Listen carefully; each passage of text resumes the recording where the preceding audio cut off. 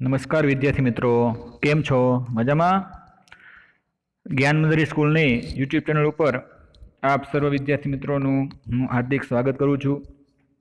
વિદ્યાર્થી મિત્રો, ધોરણ 11 મનોવિજ્ઞાન વિષયની અંદર આપણે છેલ્લે પ્રકરણ નંબર 5 બોધાત્મક પ્રક્રિયાઓ બરાબર એના વિશે અભ્યાસ થઈ ગયો હતો, જેની અંદર વિચારણા, તર્કક્રિયા, સમસ્યા ઉકેલ, નિર્ધારણ અને અર્થ અને સમજૂતી અને સર્જનાત્મક વિચારણા વિશે આપણે વાત કરી ચૂક્યા છીએ. બરાબર, એટલે પ્રકરણ નંબર 5 જે છે એ આપણે પૂર્ણ કર્યું હતું.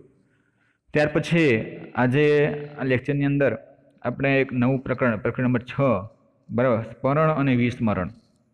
બરાબર, સ્મરણ કોને કહેવાય અને વિસ્મરણ એ બંને વિશેની વાત આપણે આ પ્રકરણની અંદર કરીશું. તો ચાલો વિદ્યાર્થી મિત્રો, પ્રકરણ નંબર 6 નો અભ્યાસ આપણે સ્ટાર્ટ કરીએ. તો અહીં પ્રકરણ નંબર 6 સ્મરણ અને વિસ્મરણ. બરાબર, તો આ પ્રકરણની શરૂઆત કરતા પહેલાં આપણે જે મુદ્દા એનો અભ્યાસ કરવાનો છે એવું તમને કહી દઉં કે અહીં આપણે આ સંપૂર્ણ પાઠ જે છે બરાબર છે એ અભ્યાસક્રમમાં આવરી લેવામાં આવેલો, એટલે એમાં કોઈ પણ અભ્યાસક્રમમાંથી મુદ્દાઓ જે છે બાદ કરેલા નથી. તો આ પ્રકરણની અંદર આપણે સ્મરણની વ્યાખ્યા, એના તબક્કા, પ્રકાર, સ્મૃતિ અવરોધો, બરાબર છે, સ્મૃતિ સુધારણા, વિસ્મરણનો અર્થ અને તેના નિર્ધારણ, બરાબર છે, આ બધા જ ટોપિકની વાત જે છે એ આપણે આ પ્રકરણની અંદર છે એ કરવાની છે. તો ચાલો વિદ્યાર્થી મિત્રો, આપણે પ્રકરણની શરૂઆત કરીએ. તો એની પ્રાસ્તાવિક માહિતી તમને એક જોઈએ તો પ્રાસ્તાવિક માહિતીની અંદર જોઈએ પેજ નંબર, તમે પાઠ નંબર 6 છે તમારે પાઠ્યપુસ્તકની અંદર છે એ કાઢવાનો છે. બરાબર, પ્રાસ્તાવિક માહિતી મેળવીએ. આપણે સૌ જાણીએ છીએ કે આપણને આપણા જીવનની અનેક ઘટનાઓ, ઉજવણીઓ, બનાવો, યાદગાર પ્રસંગો છે યાદ રહે છે. તો સ્મરણ અને વિસ્મરણ કોને કહેવાય? બરાબર છે, આપણે તો એકની એક વસ્તુનું વારંવાર સ્મરણ કરતા હોઈએ અને વિસ્મરણ એટલે કે એક વસ્તુની પાસે ભૂલી જતા હોઈએ તો વિસ્મરણ કહી શકાય, એમ પણ કહી શકાય. સ્મરણ કરવું, તો સ્મરણ છે આપણે કઈ રીતે કરતા હોય? અમુક ઘટનાઓ આપણે હોય જીવનની અંદર, અથવા ઉજવણી કરી હોય, બનાવો હોય, યાદગાર પ્રસંગો જે હોય એ વસ્તુને આપણે ભૂલી શકતા નથી. ગમે ત્યારે આપણે યાદ કરવું હોય તો સ્મરણ કરતા હોય કે ના હું આયા ગયો તો આમ કર્યું હતું, મેં આ રીતે ઉજવણી કરી હતી, આ દિવસ મારો બેસ્ટ દિવસ હતો. બરાબર, આ નવા વસ્તુઓ જે છે ટૂંકમાં આપણે યાદ કરતા હોઈએ છીએ. આ યાદગારીનું મુખ્ય કારણ આપણામાં રહેલા સ્મરણ શક્તિ છે. શું છે? આપણામાં રહેલી એક સ્મરણ શક્તિ, એના કારણે આ બધી વસ્તુઓ આપણે યાદ રાખીએ છીએ. આ સ્મરણ શક્તિના કારણે આપણે ભૂતકાળમાં બનેલી બધી જ ઘટનાઓ ખૂબ જ સરસ રીતે યાદ રાખી શકીએ છીએ. કે ભાઈ સ્મરણની શક્તિ એટલી છે કે આપણે ભૂતકાળની અંદર જે પણ ઘટનાઓ જે બન્યા છે, બરાબર છે, જે સારા પ્રસંગો હોય, મોડા પ્રસંગો હોય, બરાબર, આ બધી જ પ્રસંગોને આપણે એક સ્મરણ શક્તિની મદદથી આપણે યાદ રાખીએ છીએ. કોઈ પણ વિષયને શીખ્યા બાદ કે કોઈ પણ ઘટનાઓનો અનુભવ કર્યા બાદ આપણા મનસ્પટમાં તેના ધારણની પ્રક્રિયા શરૂ થાય છે. તો આ બધી વસ્તુઓ શેના આધારિત હોય છે? આ સ્મરણ શક્તિના કારણે. બરાબર છે, કોઈ પણ વિષયને શીખ્યા બાદ કે કોઈ પણ ઘટનાઓનો અનુભવ કર્યા બાદ આપણામાં માનસપટમાં તેના ધારણની પ્રક્રિયા શરૂ થાય કે ભાઈ મેં આમાં આ વસ્તુ આ રીતે ભૂલ કરી હતી, આ વસ્તુ મને આ રીતે યાદ છે. બરાબર, તો આ એક સ્મરણ કહેવાય. જીવનમાં આવશ્યકતા અનુસાર આપણે આ પ્રક્રિયાઓને ચેતન સ્તરમાં લાવીએ છીએ તથા પુનઃ ચેતન સપાટી પર લાવીને વ્યક્ત કરીએ છીએ. બરાબર, અમુક ઘટનાઓને આપણે લાવતા હોઈએ, અમુક વસ્તુને આપણે વેડપતા હોઈએ છીએ. બરાબર, આ બધી જ માનસિક પ્રક્રિયાઓ વડે માહિતીનું બોધન થાય છે. શું થાય છે? માહિતીનું બોધન. આમ કહી શકાય કે સ્મરણ એ એક પ્રકારની ઉપયોગી માનસિક પ્રક્રિયા છે. બરાબર, શું કીધું છે? સ્મરણ એ એક પ્રકારની એક ઉપયોગી માનસિક પ્રક્રિયા ગણવામાં આવે છે, એવું પણ આપણે અહીં કહી શકીએ. કોઈ પણ વિષય સામગ્રીના ધારણા માટે એ ખૂબ જ આવશ્યક છે કે તે વિષય સામગ્રીનું શિક્ષણ લેવામાં આવે, કારણ કે શિક્ષણ વગર ધારણા શક્ય જ નથી. શું કીધું છે અહીં? તો ભાઈ કોઈ પણ વિષય સામગ્રીના ધારણા માટે એ ખૂબ જ આવશ્યક છે કે તે વિષય સામગ્રીનું શિક્ષણ લેવામાં આવે, કારણ કે શિક્ષણ વગર ધારણા શક્ય નથી. તો મહત્વની વસ્તુ શું છે? શિક્ષણ છે. બરાબર. આપણે શિક્ષણ લીધેલું હોય તો આપણે ધારણાથી કરી શકીએ, બરાબર છે, ધારી શકીએ, એ કરી શકીએ, એવું પણ કહી શકાય, બરાબર. એટલે કે આપણે જે શીખ્યા જ ના હોઈએ તો તે યાદ કેવી રીતે આવે? તો આપણે સ્મરણ શક્તિની અંદર એવી શક્તિ રહેલી છે તો આપણે શીખેલું યાદ કરી શકીએ. પણ અમુક જે વસ્તુ શીખ્યા જ નથી તો એ વસ્તુ આપણને યાદ જ નથી હોતી, એવું પણ બને, બરાબર. આપણને આજ સુધી આપણા જીવનમાં સુખ દુઃખ, આશા નિરાશા, જ્ઞાન અજ્ઞાન, જય અને પરાજય, બરાબર છે, વગેરેને સ્મૃતિ જીવનને સાતત્ય પૂરું પાડે છે.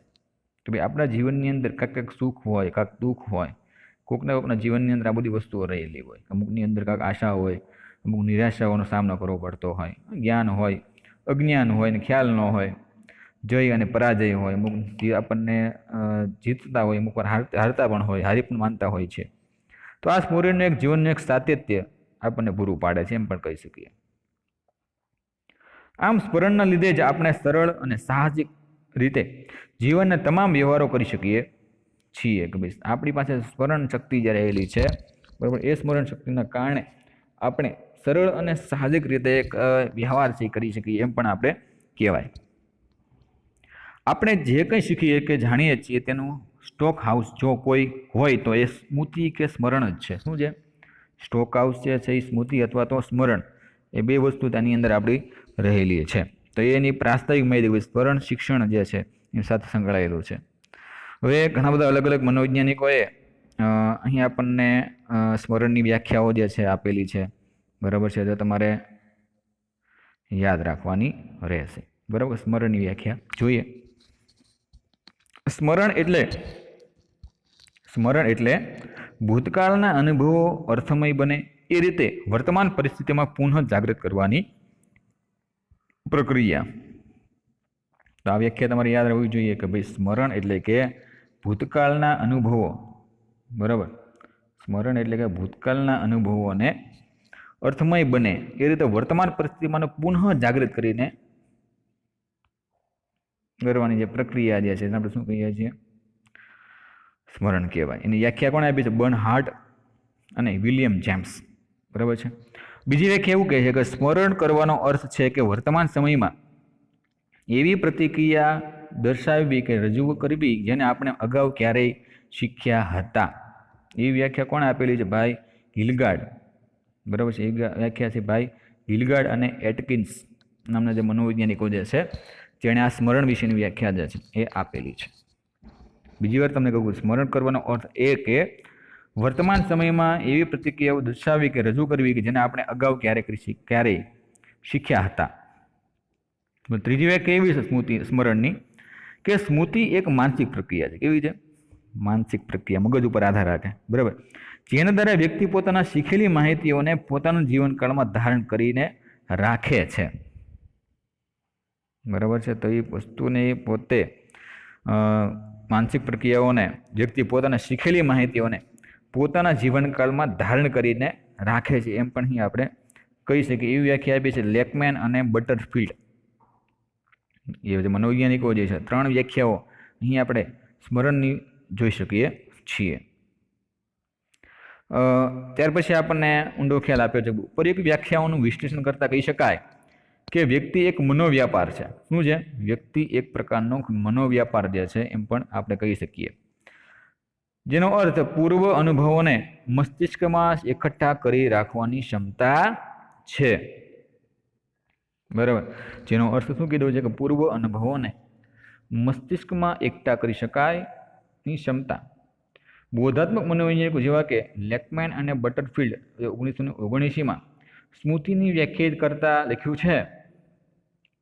એટલે કે આ ભાઈ જેને તમે જોઈ શકો છો, લેકમેન અને બટરફિલ્ડ, એણે શું કીધું? જો કે વિશેષ સમય અવધિ માટે માહિતીને ધારણ કરીને રાખવી એ જ સ્મૃતિ છે.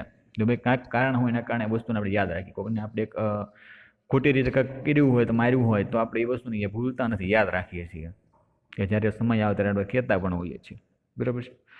સમય અવધિ 1 સેકન્ડથી ઓછી અથવા તો સંપૂર્ણ જીવનકાળ સુધી પણ હોઈ શકે છે. અમુક વસ્તુ આપણે તાત્કાલિક ભૂલી જતા હોય, અમુક વસ્તુ છે કે લોંગ ટાઈમ સુધી યાદ રહે, બરાબર. અમુક વસ્તુને તમારી ઘણો બધો અનુભવ કર્યા છે તમારા જીવનકાળની અંદર પણ તમે, કે અમુક વસ્તુઓને આપણે મનમાં લેતા નથી, અમુક વસ્તુને આપણે આખા જીવનભર યાદ રાખીએ કે બેના આને તો યાદ જ રાખીએ છીએ, બરાબર. મનોવૈજ્ઞાનિકોએ સ્મૃતિના બે પાસાઓ દર્શાવ્યા છે, વિધાયક પાસું અને નિષેધક પાસું. તો બે પાસાઓ અહીં તમારે જોવાના, વિધાયક પાસું અને નિષેધક પાસું. સ્મૃતિના વિધાયક પાસાઓનો અર્થપૂર્ણ અનુભવોને યાદ કરવાની ક્ષમતા સાથે હોય છે, તથા નિર્ધારક પાસાઓનો સંબંધ અનુભવોને યાદ કરવાની અસમર્થતા સાથે હોય છે. આથી નિષેધક પાસું એ વિસ્મરણ છે. શું છે? નિષેધક પાસું એક પ્રકારનું વિસ્મરણ પણ કહી શકાય છે.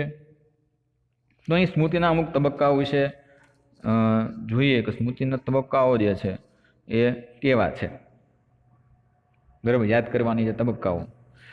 મનોવૈજ્ઞાનિકો એમ કહે છે કે સંકેતાત્મક સંગ્રહ અને પુનઃપ્રાપ્તિના નામે ઓળખાતી સ્મરણ ક્રિયાની 3 પ્રક્રિયાઓ જો સફળતાપૂર્વક કરીએ તો જ આપણે આવી બાબતોને યથોચિત રૂપે યાદ રાખી શકીએ, બરાબર. કે ભાઈ મનોવૈજ્ઞાનિકો એમ કહે છે કે સંકેતાત્મક સંગ્રહ અને પુનઃપ્રાપ્તિના નામે ઓળખાતી સ્મરણ ક્રિયાની 3 પ્રક્રિયાઓ જો સફળતાપૂર્વક કરીએ તો જ આપણે આવી બાબતોને યથોચિત રૂપે યાદ રાખી શકીએ એમ પણ કહેવામાં આવે છે, બરાબર. એ યાદ રાખીએ કે સ્મરણના મનોવ્યાપારમાં જોવા મળતી સંકેતાકન, સંગ્રહ, પુનઃપ્રાપ્તિની પ્રક્રિયાઓ એકબીજાથી સ્પષ્ટ રીતે જુદી પડતી અને સમયની દ્રષ્ટિએ ઉદ્ભવતી પ્રક્રિયા છે, બરાબર. આ વસ્તુ આપણે યાદ રાખવાની છે કે ભાઈ મનોવ્યાપારમાં જોવા મળતી સંકેતાકન, સંગ્રહ અને પુનઃપ્રાપ્તિની પ્રક્રિયા, બરાબર, એ બધી જ વસ્તુઓની ઉદ્ભવની એક પ્રક્રિયા પણ કહેવામાં આવે છે. તો પેલું તે આપણને તબક્કાની અંદર શું કીધું છે? સંકેતાકન, બરાબર છે. સંકેતાકન એ સ્મરણ પ્રક્રિયામાં પ્રથમ તબક્કો છે. કયો છે? સંકેત, વસ્તુને સંકેત આપીએ એટલે કે સંકેતાકન એક પ્રથમ તબક્કો ગણવામાં આવે છે. સંકેતાકન એવી પ્રક્રિયા છે કે જેમાં ચોક્કસ બાબત કે સામગ્રી અંગેની સંવેદન છાપો સ્મૃતિમાં અંકિત થાય છે કે જેનો સંગ્રહ થઈ શકે છે, બરાબર છે. કે સંકેતાકન એક એવી પ્રક્રિયા શું કીધું છે કે જેમાં ચોક્કસ બાબત કે સામગ્રી અંગેની સંવેદન છાપો સ્મૃતિમાં અંકિત થાય છે, જેનો સંગ્રહ થઈ શકે છે. શું થાય છે? એનો સંગ્રહ છે આપણે કરી શકતા હોઈએ છીએ. કેટલીક વખતે આપણો કોઈ પણ જાતનો સભાન પ્રયત્ન વિના અમુક માહિતીના સંકેતો આપણા મગજમાં અકાઈ જાય છે, પરંતુ જો આપણે કોઈ ચોક્કસ માહિતીને, બરાબર, આપણે કોઈ પણ ચોક્કસ માહિતીને સભાનપણે યાદ રાખવા માગતા હોઈએ તો તેના નામ કે ઘટનાઓને સાહચર્ય વડે વધુ સક્ષમ બનાવી શકાય છે. દાખલા તરીકે કોઈનો જન્મદિવસ 2 ઓક્ટોબરે હોય તો ઉદાહરણ આપણે સમજશું તો તમને વધારે ખ્યાલ આવશે, બરાબર. કે ભાઈ કોઈનો જન્મદિવસ 2 ઓક્ટોબરે હોય તો તેને આપણે મહાત્મા ગાંધીના નામ સાથે કે લાલ બહાદુર શાસ્ત્રીના નામ સાથે સાંકળીને યાદ રાખીએ કે ભાઈ ગાંધી જયંતિ છે, બરાબર, તો આ મારા મિત્રનો બર્થડે છે ને મારા ભાઈનો બર્થડે છે, બરાબર છે. તો આ વસ્તુ સાથે સંકળાઈને એક મહાન એક દિવસ સાથે સંકળાવીને આપણે એ વસ્તુને યાદ રાખીએ એટલે કે સંકેત જેને કહી શકાય, બરાબર છે. આમ સંકેતાકન જેટલું કાળજીપૂર્વક અને સભાનપૂર્વક થાય છે તેટલું જ યાદ રાખવાનું સહેલું પણ થઈ પડે છે, બરાબર છે. કે સંકેતાકનની પ્રક્રિયા પણ આપણને એટલું જ મદદરૂપ છે એ થતી હોય. બીજો એક મહત્વનો તબક્કો છે સંગ્રહ. કયો છે? સંગ્રહ. સ્મરણની બીજી અવસ્થા કે તબક્કો એ સંગ્રહનો તબક્કો છે. એનો તબક્કો છે સંગ્રહનો તબક્કો ગણવામાં આવે છે. સંગ્રહની પ્રક્રિયામાં સંકેત રૂપે અંકિત થયેલી માહિતીની જાળવણી કે સંચયન થાય છે, બરાબર છે. સંકેતાકન થયેલી માહિતીના સંગ્રહ માટે મગજમાં કોઈ સ્વરૂપનો ફેરફાર થવો જોઈએ જરૂરી છે. કે ભાઈ સંકેતના કારણે શું થાય છે? મગજની અંદર, સંગ્રહની અંદર કાંઈક ફેરફાર મગજની અંદર જોવા મળે. આવો જ ફેરફાર થાય છે કે જે ધનીકરણ કહેવાય. શું કહેવામાં આવે છે? ઘનીકરણ કહેવામાં આવે છે. સાધારણ રીતે ઘનીકરણની પ્રક્રિયા સ્વયં સંચાલિત રીતે થાય છે. શેને થાય છે? સ્વયં સંચાલિત રીતે થતી હોય છે એવું પણ કહેવામાં આવે છે. ત્યાર પછી આગળ વધીએ તો ત્રીજું એક મહત્વનું જે એનો તબક્કો જે છે પુનઃપ્રાપ્તિ, બરાબર છે. પુનઃપ્રાપ્તિ. સ્મરણની પ્રક્રિયાઓ આ છેલ્લો તબક્કો છે. તો સ્મરણની તબક્કાઓની જો વાત કરીએ તો સૌથી પ્રથમ સંકેતાકન, ત્યાર પછી આવશે સંગ્રહ અને ત્રીજો આવશે પુનઃપ્રાપ્તિ. બરાબર, કે સ્મૃતિ રૂપે સંગ્રહિત થયેલી માહિતીને પુનઃચેતન સપાટી પર લાવવામાં આવે ત્યારે આ પ્રકારની પ્રક્રિયા જે છે એ અહીં આપણને જોવા મળે છે. દાખલા તરીકે તમે જગદીશભાઈ નામના માણસને ભૂતકાળમાં મળેલા છો. હું ઉદાહરણ આપેલું છે અહીં કે તમે એક જગદીશભાઈ નામનો જે વ્યક્તિ છે જેને આપણે તમે બહુ પહેલાં મળી ગયેલા, ભૂતકાળની અંદર મળી ગયેલા છો. બરાબર છે, ને આ જ માણસ તમને ફરીથી મળે ત્યારે તમે તેને કેમ છો જગદીશભાઈ, બરાબર છે, તો આપણે તરત કહીએ ને ભાઈ કેમ છો જગદીશભાઈ, એમ કહીને બોલાવો છો, તો તેને સ્મૃતિની પુનઃપ્રાપ્તિની પ્રક્રિયા થઈ છે એમ કહેવાય. કે બીજી વાર તમે યાદ રાખ્યા, બીજી વાર યાદ છે ને તમે કહો છો કે ભાઈ કેમ છો જગદીશભાઈ એમ. બરાબર, એટલે કે પુનઃપ્રાપ્તિની પ્રક્રિયા, પુનરાવહન અને પ્રત્યક્ષ વિજ્ઞા એમ પણ બે સ્વરૂપ જોવા મળે છે. બરાબર, ત્યાર પછી અહીંયા આપણે સંવેદનિક સ્મૃતિ જે છે, બરાબર છે, સંવેદનિક સ્મૃતિ એ ટોપિક જે છે એ ચલો લઈ લઈએ. સ્મૃતિના પ્રકારો, બરાબર, કે યાદ રાખવાના અમુક પ્રકારો કયા કયા છે. તો પેલું આપણને સ્મૃતિના પ્રકારની અંદર શું કીધું કે સંવેદનિક સ્મૃતિ. કયું કીધું છે? સંવેદનિક સ્મૃતિ.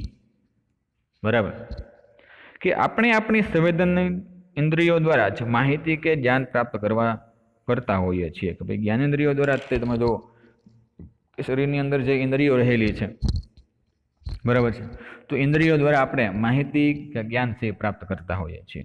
બરાબર, આપણે જે કંઈ સાંભળીએ છીએ કે જોઈએ છીએ તે બધી સ્મૃતિ હકીકતમાં સંવેદનિક સ્મૃતિમાં સ્થાન પામે છે. હવે જોયેલું હોય અથવા તો સાંભળેલું હોય, બરાબર, એ બધી સ્મૃતિ જે છે એ શેમાં હોય છે? સંવેદનિક સ્મૃતિની અંદર જોવા મળે. પરંતુ તેનો સમય અત્યંત ટૂંકો હોય છે. બરાબર, એનો સમયગાળો કેવો હોય છે? ટૂંકો. દ્રશ્ય પ્રતિમાઓ તો સેકન્ડના અમુક ભાગમાં જ સંવેદનિક સ્મૃતિમાં ટકે છે. કે ભાઈ જોયેલું છે તમે તો તરત યાદ રહે, પણ આમ જોયેલું ન હોય તો તમને યાદ ન રહે.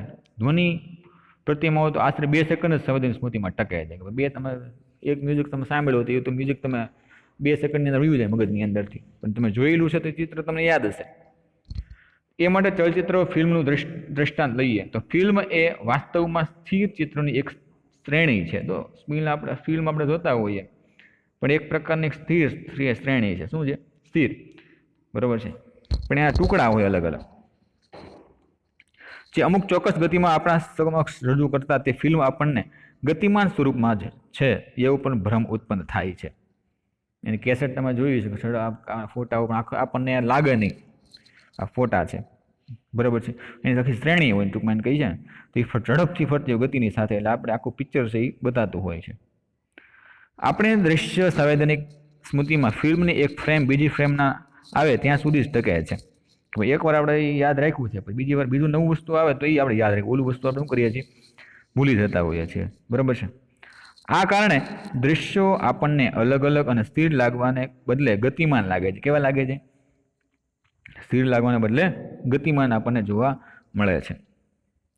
આ પ્રકારની સ્મૃતિમાં ઉદ્દીપક તરફથી મળતી માહિતીને મૌલિક રૂપમાં જે અર્થાત તેમાં કોઈ પણ ફેરફાર કર્યા વગર જ તેમાં સંગ્રહ કરવામાં આવે છે. બરાબર, તો આ પ્રકારની સ્મૃતિની અંદર મૌલિક રૂપમાં જ કોઈ પણ પ્રકારના ફેરફાર કર્યા વગર જ તે શું થાય છે? એને સંગ્રહ કરીએ છીએ. સંવેદનિક સ્મૃતિના કારણે જ વ્યક્તિની સામેની ઉદ્દીપક દૂર થઈ ગયા બાદ પણ તેનું ચિહ્ન થોડા સમય માટે બનેલું હોય છે.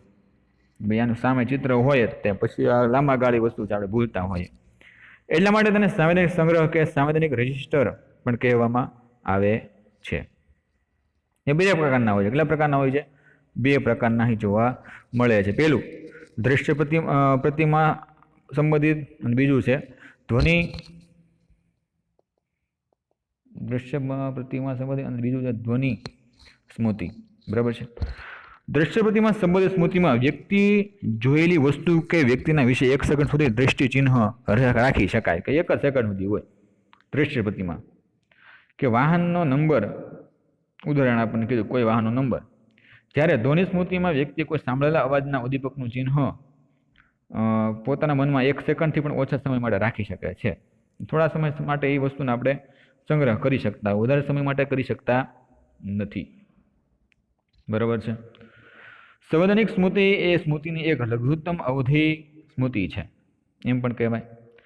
સંવૈધાનિક સ્મૃતિમાં માહિતીને સામાન્ય વધુમાં વધુ 1 સેકન્ડથી અવધિ માટે જ સંગ્રહિત કરી શકાય છે. કેટલા સેકન્ડ સુધી હોય? 1 જ સેકન્ડ સુધી માત્ર એ વસ્તુ છે એ રહી શકતી હોય. બરાબર. સંવૈધાનિક સ્મૃતિના ક્ષેત્રમાં કરવામાં આવેલા પ્રાયોગિક અધ્યયનના કારણે આધારે નીચેની વિશેષતાઓ માટે મનોવૈજ્ઞાનિકોએ સર્વ સંમતિ છે જોવા મળે છે. એમાં 3 સંમતિઓ અહીં આપણે જોઈ શકીએ છીએ. બરાબર છે. 3 સંમતિઓ જુઓ તમે. પેલું આપણે કીધું છે તો સંવૈધાનિક સ્મૃતિમાં માહિતી 1 સેકન્ડ સુધી સંચિત કરી શકાય. આથી આ સ્મૃતિ ખૂબ જ ક્ષણિક સ્વરૂપની હોય છે. કેવા પ્રકારની હોય છે? ખૂબ જ ક્ષણિક પ્રકારની. થોડા સમય માટે જ મિત્રો અહીં આપણને યાદ છે એ રહેતું હોય છે. પણ લોંગ ટાઈમ માટે આ વસ્તુ યાદ રાખી શકતા નથી.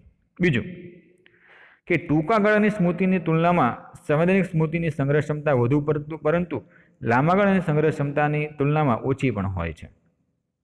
બરાબર. એટલે કે ટૂંકા ગાળાની સ્મૃતિની તુલનામાં સંવૈધાનિક સ્મૃતિની સંગ્રહ ક્ષમતા વધુ પરંતુ લાંબા ગાળાની સંગ્રહ ક્ષમતાથી તુલનામાં કેવી હોય છે?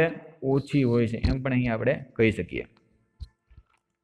ત્રીજું અહીં કીધું છે તો ભાઈ સંવૈધાનિક સ્મૃતિમાં સંચિત માહિતીનું યથાર્થ પ્રતિનિધિત્વ થાય છે, જ્યારે ટૂંકા ગાળાની સ્મૃતિ તથા લાંબા ગાળાની સ્મૃતિમાં માહિતીનું વિકૃતિકરણ થવાથી એ સ્મૃતિનો અયાર્થ પણ થઈ જાય છે એવું પણ કહી શકાય. 3 પ્રકારના તમે જુઓ કે મનોવૈજ્ઞાનિકોએ છે સર્વસંમતિથી વિશેષતાઓ અહીં આપણને આપેલી છે.